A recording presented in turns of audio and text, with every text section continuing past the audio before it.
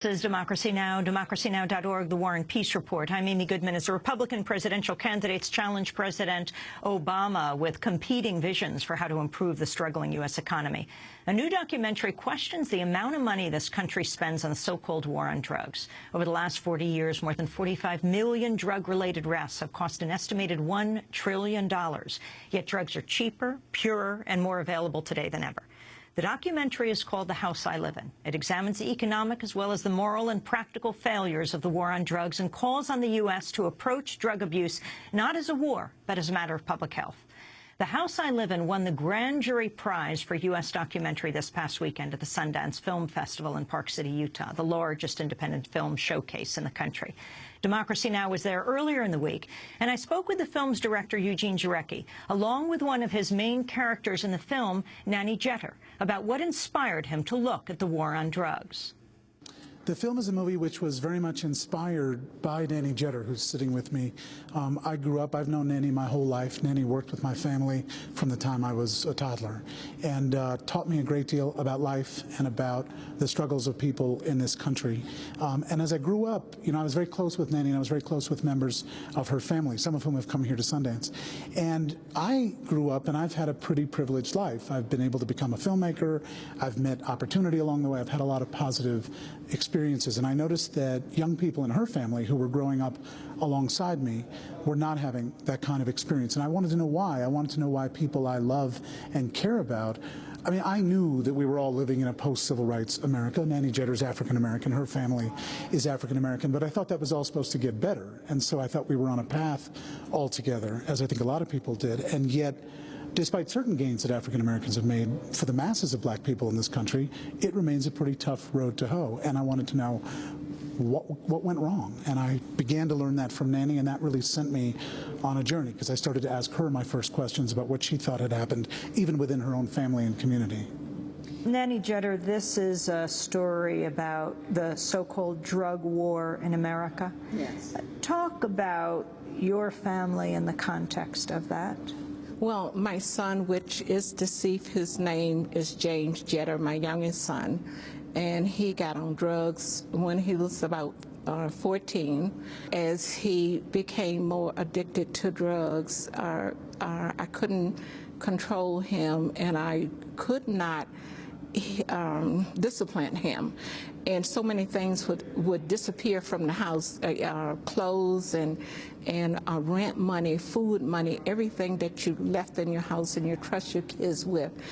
And it was like I said, Jeannie, you would see it today, and at nighttime it wasn't there, and it was your last. And drug played that part in my life that I just hate anything to do with drugs, because it destroyed a family.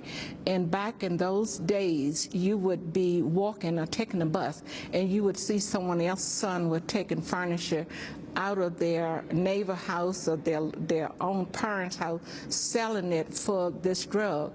And even back in those years, it still haven't changed. Of the same thing for drugs. I have a great niece that had 4 children, and she is addicted to drugs, and for a while she'll go into rehab, and it still comes back to haunt her. It's like something that she can't get rid of. And that was the same thing with my son, and at the end he just got so tired of drugs, and he had injected himself so much with drugs that was in his feet. Just, you can't even imagine the abuse, the suffering that people go through addicted to drugs. And it is a sad thing in this country, where we can go into other countries and try to straighten that out, and we can't even straighten out, and it's a black thing, and it's more prison to put young blacks in, older blacks in, and there's nothing been done about it. If you can send someone to the moon, and all of the things that we are doing in this country, you sure can eliminate the drugs that's coming. That's my faith and my belief. And even in our own in New Haven. I remember back last year when a lot of white teenagers were being killed at 16 with their driving license. We had a governor that changed the rules so that we wouldn't lose so many white teenagers, but it never was a rule. You don't even hear any politician mention drugs or anything, you know, and that's what really bother me an awful lot, that it destroyed people. It's no trust there. And different relatives, you can't leave in your home. You have to lock up stuff, and stuff that you just bought and on credit and trying to pay for it and live American halfway dream. It's being stolen. It's being stolen. And my son he would wait for the mailman. My aunt was living, and he would wait till she would come to get mail so he could get in the house and to take whatever that he could sell. And you beg and cry, you love, you hate. It's nothing that you could do about it. And it's still, I have a niece that have a family that love her, and her kids now have rejected her. She wants to get off drugs. I do not believe that people do not want to get off drugs. And you hear testimony of women's that is on drugs. It's something that our country can change. We can change everything else. And I think that's really what this film is about. You have these facts and figures peppered throughout this film, Eugene. African Americans make up roughly 13% of the U.S. population, 14% of the drug users, yet they represent 56% of those incarcerated for drug crimes. Right, 90% in the federal system. So you have a 13% population. I mean, most people, for example, when they think of crack, they think, because that's what the media has told us, that crack is a black drug. The fact is, blacks don't use crack more than anybody else, and as a result, because blacks are only 13% of the country, they're 13% of the crack users. So the remaining crack users, i.e. the majority, are white and brown. It's something you would never even imagine, because that's not how the laws are applied. It's not how we hear about it. Set up this clip for us around crack. Well, crack, you know, the crack phenomenon, which exploded in the 1980s, was built on a lie. Len Bias, the basketball player, had died of a heart issue related perhaps to cocaine. It was never even fully determined, and it was pretended at the time that it was crack. And Tip O'Neill and other Democrats, particularly at that time, wanted to appear tough on crime like their Republican counterparts. And so they used Len Bias and other sort of shock and awe stories about crack to say there's this terrible new drug that is so destructive. And I totally empathize that with Nannie about losses she has seen that people have experienced due to drugs. That's no question.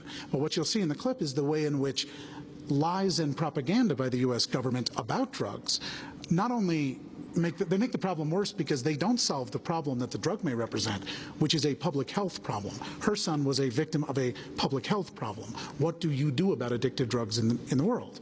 That's a question it's worth debating and worth figuring out the public health policies for. But instead what we'll see is the way that Ronald Reagan and others of both parties have used these issues is to make it a criminal justice opportunity, a law opportunity.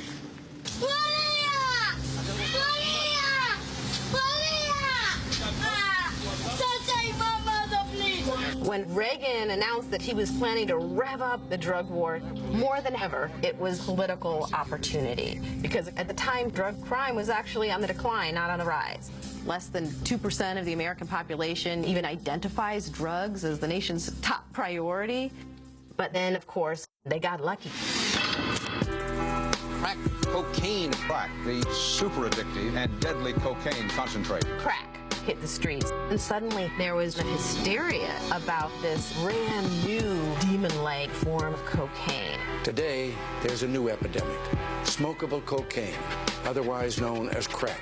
It is an uncontrolled fire. The American people want their government to get tough and to go on the offensive. And that's exactly what we intend, with more ferocity than ever before.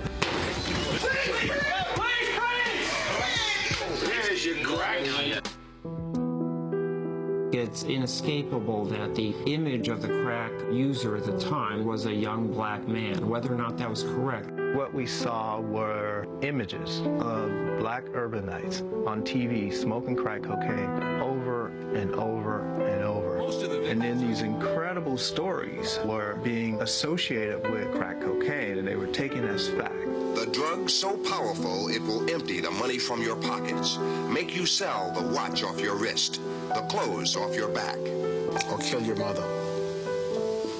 Yep, that's what we're seeing. But if you go back to the 1920s and the 30s, this is what people were saying about marijuana. Elvin takes that frying pan from the stove and kills his mother with it. Not a very nice thing to look at, but this is marijuana. If you say that now in our society, people will look at you like you're crazy.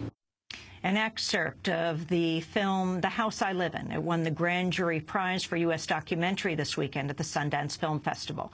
We'll be back with the director Eugene Jarecki and Nannie Jeter, one of the subjects of his film, in a moment.